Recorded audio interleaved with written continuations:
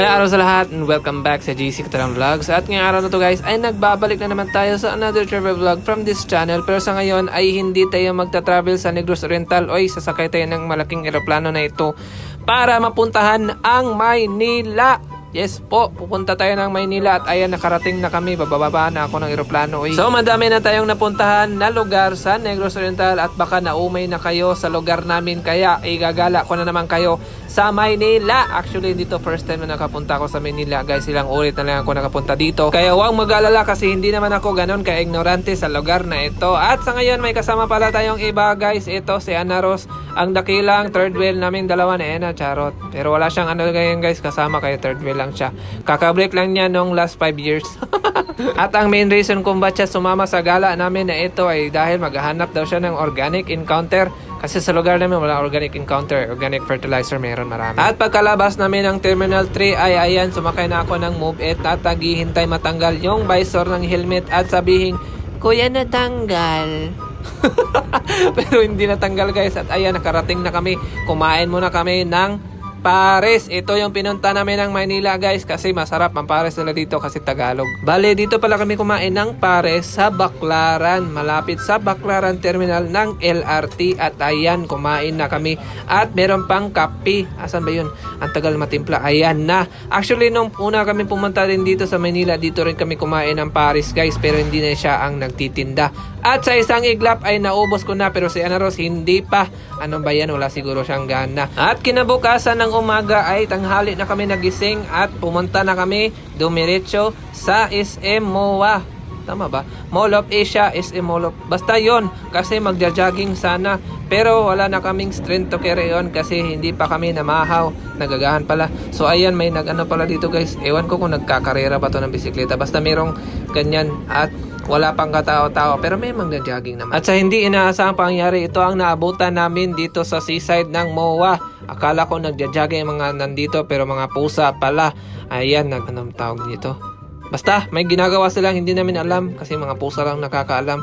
At ayan, nagja-jogging na yung iba pero hindi kami nag-jogging kasi kapoy. At ayan, may nadaanan pa kami dito sa likod ng MOA na charging station ng Tesla cars. At ayan, tamang-tama to kasi mahal na ang gasolina. At pagkatapos niyan ay bumalik na kami ng Baclaran para mangukay.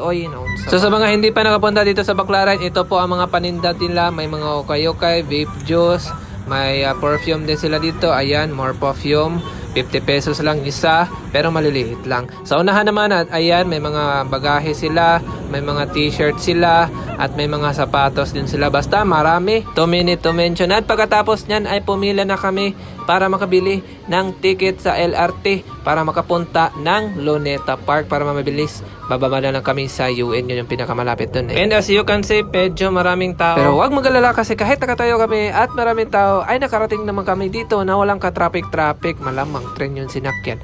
At ayan si Lapu-Lapu. Kung hanap nyo si Rizal, ay hindi yan si Rizal, si Lapu-Lapu yan. Si Rizal andun pa sa unahan. Nandito kami sa may statwa ni Lapu-Lapu kasi ang trip namin is ang taho. Hindi, joke, kain muna kami ng taho.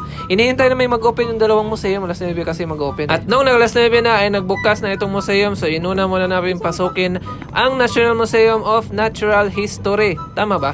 Basta ayun, pumasok kami at iniwan na namin ang mga bagahe namin at ayan, naglalakad-lakad na sa loob. Konti pa ang tao kasi kakabukas lang. So sa mga hindi pa nakapunta dito, siguraduhin nyo ng puntahan ito kasi marami kayong matututunan. Kagaya namin, kahit graduate na kami ay marami pa rin kaming hindi alam, kaya ayan. At kahit ako na nakapunta na dito nung una ay namangha pa rin, lalo na dito sa kanilang architectural structure. Ayan ang ganda-ganda, instagrammable ang photoshoot dito, lalo na yung elevator sa gitna pero hindi gumana. So lumipat na kami sa pangalawang museum, ang National Museum of Anthropology. So ito't pasukin na natin kasi sobrang init na sa labas. So pagpasok namin ay matatanaw na ninyo ang ethnographic and terrestrial and underwater archaeological collections narrating the story of the Philippines from the past as presented to you by artifacts as evidence of its prehistory. Yun, tinasa ko lang yun sa Google. So yun yung matatanaw nyo dito, mga sinaunang banga, mga gawa ng mga ating mga ninuno. Ayan, mga ewan ko kung ano yan, basta gawa sa clay. At itong malaking malaking banga, nakakasya ang isang tao guys. Kay laki-laki. At iba pang mga artifacts na gawa ng ating mga ninuno at iba pang mga tao sa nakaraan. At ayan, may sinaunang baol pa nga dito pero wala nang laman na treasure. Siguro kinuha na. At ayan, may iba pa dito mga banga na pwedeng paglutuan ng mga karaang mga tao. At dito naman may mga sinauna silang painting. Ayan, dyan sila nagpipaint nung una, nagdo-drawing sa tela. O, ang tawag dyan. Basta, yan, kita nyo naman. O, ayan, kay stitik-stitik. At pagkatapos niya, dumiretso na kami sa isa pang museum. Ang pinakagusto ko, ang National Museum ng Fine Arts. At pagkapasok ko talaga, ay makikita mo talaga ang iba't ibang klase ng arts, malamang. At dito mo rin makikita, medyo maraming tao na, yung pinakamalaking painting na nakita ko sa buong buhay ko, ang Spolarium. Ayun Spolarium. At isa pa ditong painting na kasing laki din ng Spolarium. Nakalimutan ko ng pangalan. Basta kay ganda-ganda guys. Ay sana. So sa mga hindi pa nakakaalam ay mahilig din ako sa arts guys kasi nagpe-painting din ako. Charot. Wala drawing na to ako. At dito rin sa likod ay may isa pang malaking mga painting. Ayan. At more on painting pa sa ibang mga kwarto. Pero dito sa kanilang mga hallway ay meron ding mga sculpture ng mga bato. Ayan may nagpa-picture pa. Instagrammable dito banda guys. Pero papasok tayo dito sa isang kwarto na punong-puno ng tao.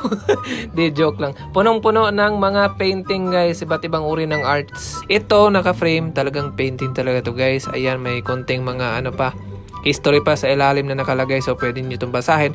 Pero ako ay talagang na-amaze ako sa may rami-raming naka-frame na ng mga painting. Ayan sige doon pa sa unahan. Sa unahan pa yung iba. Ayan busog na busog yung mata ko. Ito pa malaki naka-frame. At sa mga hindi nakakaalam, first floor pa lang to guys. First floor ha.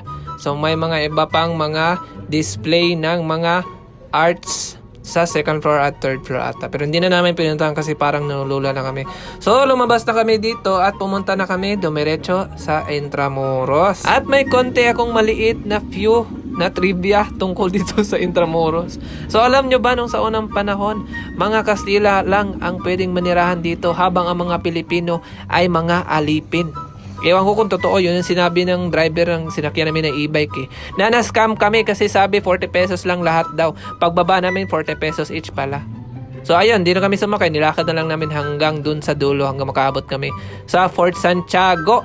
So medyo nakatulog pala ako sa history namin na class tungkol dito sa Intramuros kaya medyo nakalimutan ko na kung anong mga nangyari o naganap noong unang panahon dito. Basta madadaanan nyo mga sinaunang bahay, may mga museum dito pero hindi naman pinasok yan kasi may bayad 200 per head.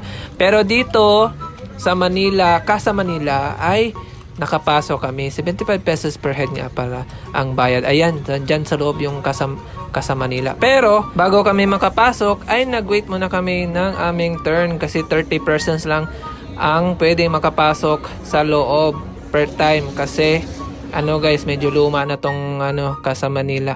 Pero bawal mag-video. Kaya pictures lang ang mapapakita ko sa inyo ha. Picture lang. At bawal nga pala lumagpas sa red carpet kasi nga luma na ang gusali na ito. At ang museum nga pala nito ay nagpapakita ng marangyang pamumuhay ng mga Pilipino noong panahon ng mga Espanyol, ika-19 na siglo. So sa Google ko rin yun nakita. So may mga Pilipino palang nakatira dito. Ano ba yun? Na-scam pa kami sa e-bike driver na yun. At pagkatapos ito ay lumabas na kami at nakita ko ito napaka-aesthetic na tour bus ng Intramuros. At bandang alas 12 na ng mga oras na ito kaya medyo nagutom na kami at sobrang tirik na yung araw kaya kumain naman kami sa gilid-gilid lang. Hindi ko na sasabihin kung saan kami kumain basta kumain kami, yun na.